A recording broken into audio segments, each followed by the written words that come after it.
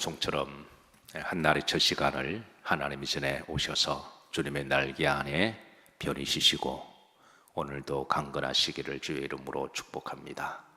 자, 시편 94편 오늘 본시는 저자가 누군지는 알 수가 없어요. 그러나 분명한 것은 한 시대에 악인들이 판을 치는 세상 속에 불법이 난무하고 나쁜 사람들이 큰 소리 치는 시대에 살아간 시인입니다. 그런 시대에 살아가면서 오직 믿음으로 살았던 사람입니다. 그래서 오늘 본문에는 의인의 강구가 나오는데요, 이 의인의 강구는 그 악인들에 대하여 하나님께 강구하는 그런 내용입니다. 그리고 또 오늘 이 시대를 살아가는 우리 그리스도인들이 때로는 이제 악인들과 또 불법이 난무하는 것을 보고 때로는 의분이 일어나기도 하고 때로는 안타까울 때 우리 그리스도인들이 어떻게 기도해야 될 것인가 또 주는 레슨이 있습니다. 자, 오늘 첫 번째 1절입니다. 1절 다 같이 합독하시죠. 여호와여 복수하시는 하나님이여, 복수하시는 하나님이여 빛을 비추어 주소서. 여기 이제 하나님에 대하여 복수하시는 하나님이라고 두 번을 강조하고 있습니다.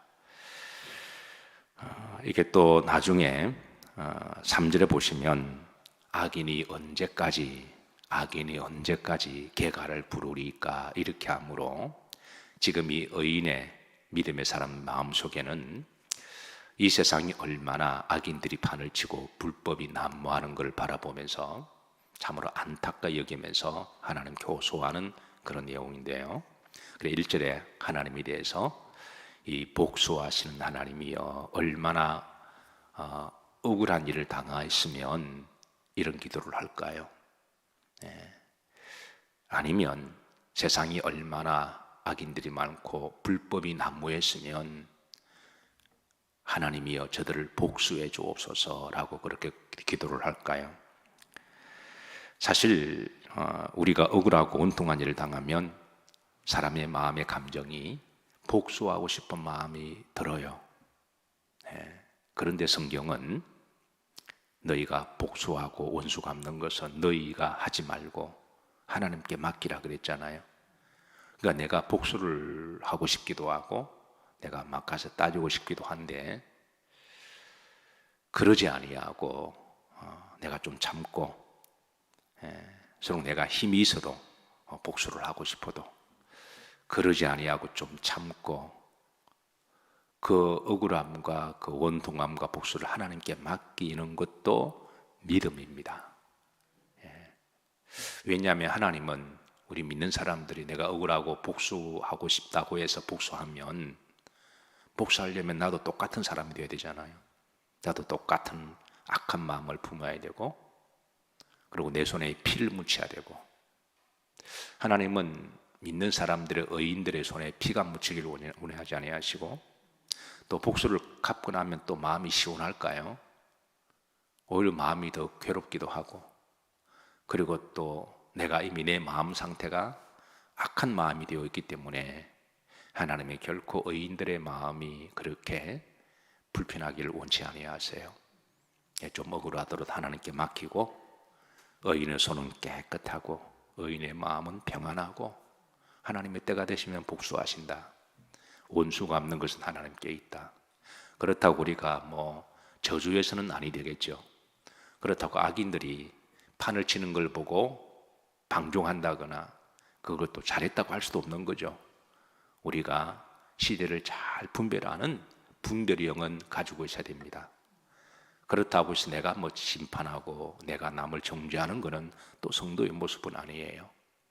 그래서 분별은 하되 하나님께 그렇게 맡기고 성도들은 해야 될 선을 행하고 믿음으로 살고 사랑으로 선대하고 또 복음을 전하고 의롭게 살아가는 것이 성도의 삶의 양식인 줄로 믿으시기를 주의 이름으로 축복합니다. 그래서 시인은 하나님이여 하나님이 때가 되시면 하나님이 복수해 주소서라고 기도하고 있죠. 그 다음에 흐름지를 보시면 뭐를 비추소서? 빛을 비추어 주소서. 오늘 시편 93편에는 이 의인이 악인에 대해서 다양한 비유를 합니다. 그 이제 첫 번째 비유가 빛의 반대가 어둠이죠. 그래서 이 악인들에 대하여 어둠의 세력들로 그렇게 비유하고, 어둠이 제일 싫어하는 게 빛이잖아요. 엄지에서 은밀하게 곰팡이처럼 그렇게 스물스물 움직이는 그런 각종 바이러스들을 빛이 비추어주면 그게 자연스럽게 다 녹아지고 그 정체가 드러나고 곰팡이균이 죽어버리듯이, 그래서 하나님이여 하나님의 빛을 비추어 주시기를 그렇게 기도합니다. 자, 두 번째 2절에 보시면 2절 합독합니다. 세계를 심판하시는 주여 일어나사 그랬습니다. 이 하나님께서는 이렇게 심판하신다고 하는 것은 다 보고 계신다라는 거예요. 악인들이 한때 아무도 모를 거라고 생각하고 스스로 지혜 있게, 스스로 똑똑하다고 생각해서 은밀하게 온갖 나쁜 일을 다 하지만 하나님은 다 보고 계신다라는 거예요. 그래서 이제 나중에 뒤에 말씀을 보시면 9절입니다. 귀를 지었으니까 너희들이 은밀한 곳에서 말하는 걸 듣지 않겠느냐? 악인들이 모여서 이제 바퀴벌레처럼 자기들끼리 막 음모를 하잖아요. 근데 하나님이 다 듣고 있다라는 거예요. 눈을 지으시니까 보지 아니하시랴? 너희들끼리 몰래 밀실에서 모여서 원탁회의를 하더라도 하나님이 다 보고 계신다라는 거예요. 그래서 하나님은 때가 되시면 심판하시는 하나님이시다. 그래서 세계를 심판하시는 주여 일어나사, 일종의 언유법입니다. 옛날에 고대 왕들은 이제 백성들을 심판할 때 앉아서 보좌에 앉아 심판했잖아요. 근데 가끔은 정말 악한 사람들, 왕이 볼 때도 저놈은 너무 악하고 저놈은 내가 어떻게 천인공노할 그런 불법을 행하는 자들은 왕도 분노해서 벌떡 일어나서 심판하는 경우가 있었어요. 그러니까 지금 시인은 하나님이 보좌에 일어나셔서 저 악의 무리들을 심판해 달라고 그렇게 기도하고 있습니다. 후렴절에 보시면 악인의 또 다른 비유입니다. 교만한 자들에게 교만한 자. 악인들의 특징이 있다면 교만입니다. 의인들의 특징이 있다면 겸손입니다. 사랑하는 성도 여러분, 오늘 하루도 겸손하시기를 주의 이름으로 축복합니다. 후렴절에 보시면 마땅한 벌을 주소서. 그 악인들이 행한 만큼 벌을 마땅한 벌은 그 양만큼 이야기하거든요. 저들이 받아야 할 딱 그만큼, 저들이 행한 딱 그만큼, 저들이 말한 만큼 딱 그만큼, 저들의 남의 눈물을 피눈물 흘리게 했다면 딱 그만큼, 딱 하나님 그만큼 마땅하게 벌을 내려주소서라고 뿌린 대로 거두게 해달라고 기도를 하고 있습니다. 자, 셋째입니다. 3절입니다. 3절에 합독합니다. 여호와여 악인이 언제까지 개가를 부르리까? 여기에 또 반복적으로 하고 있습니다. 악인이 언제까지? 그러니까 아직까지 이 시인이 볼 때는 악인들이 판을 치고 불법이 난무하고 악인들이 악인들끼리 그렇게 막 개가라고 하는 것은 뭔가를 은밀하게 이루고 저들끼리 축배의 잔을 들고 막 노래하는 것을 잔치하는 걸 말하죠. 그런 모습들이 언제까지 저들이 개가를 부르고 승리의 개가를 축배의 잔을 들고 그렇게 하는 것을 하나님 우리가 보리이까라고 안타까운 마음으로 기도하고 있습니다. 자, 넷째 4절에 보시면 악인들에 대해서 오만한 자며 자만한 자들로 비유하고 있습니다. 자, 4절 그들이 마구 찌끄리며 오만하게 떠들며, 악인들이 큰 소리 치는 것, 목소리 큰 놈이 이긴다 그랬나요? 어쨌든 큰 소리 치고 죄악을 행하는 자들이 다 많아이다. 자만한 자들이다. 저들의 행위가 나옵니다. 5절에 보면 여호와여 그들이 주의 백성을 짓밟으며 주의 소유를 공고하게 하고 과부와 나그네를 죽이며 고아들을 살해하며, 이 악인들의 이 잔혹성에 대해서 하나님께 기도하죠. 7절입니다. 저들이 말하기를 여호와가 보지 못하며 야곱의 하나님이 알아차리지 못하리이다 하나이다.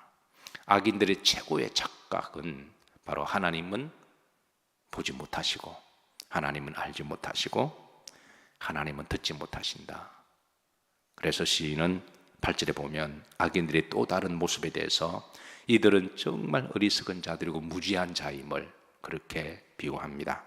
백성 중에 어리석은 자들아 너희는 생각하라. 무지한 자들아 너희가 언제나 지혜로울까. 보통 악인들은 본인이 머리가 좋다고 생각해요. 지혜롭다고 생각합니다. 그래서 악한 짓을 하죠. 남을 속일 수 있다고 생각하고 속이고 나서 속는 사람이 바보지 그러면서 불이익을 그렇게 취하게 되고요. 어떤 경우는 법을 또 잘 이용하기도 하고, 그러니까 법을 잘 아는 사람이 법을 더 이용을 해요. 차라리 법을 모르는 순박한 사람들은 그냥 법을 지켜야지 그러면서 법에 대한 이게 존중함과 법에 대한 그런 두려운 마음이 있는데, 이게 참 이상하게 오히려 법을 전공했다고 하는 사람들이 더 법을 이용해서 이제 나쁜 짓 하는 것을 바라보게 되죠. 근데 본인들은 똑똑하다고 생각하는데 나중에 하나님이 심판하시면 가장 어리석은 사람들이 악인들이라는 거예요. 그리고 악인들이 결국은 갈 곳은 지옥이잖아요. 그러니까 세상에 가장 어리석고 무지한 자들이 사실은 스스로 지혜롭다고 하지만 가장 바보들이고 어리석은 사람들입니다. 9절에 보시면 다시 한번 제 시는 말합니다. 귀를 지으시니가 듣지 아니하시랴. 눈을 만드시니가 보지 아니하시랴. 하나님은 높은 곳에 계셔서 다 보고 계시고 때가 되면 그들 행한 마땅한 하나님 심판하신다. 단지 타이밍의 문제다. 타이밍의 문제다. 10절입니다. 합독합니다. 뭇백성을 징벌하시는 이 곧 지식으로 사람을 교훈하시니가 징벌하지 아니하시랴. 때가 되면 하나님이 심판하신다는 거죠. 11절입니다. 합독합니다. 여호와께서는 사람의 생각의 허무함을 아신다. 여기에 사람은 악인의 생각을 이야기합니다.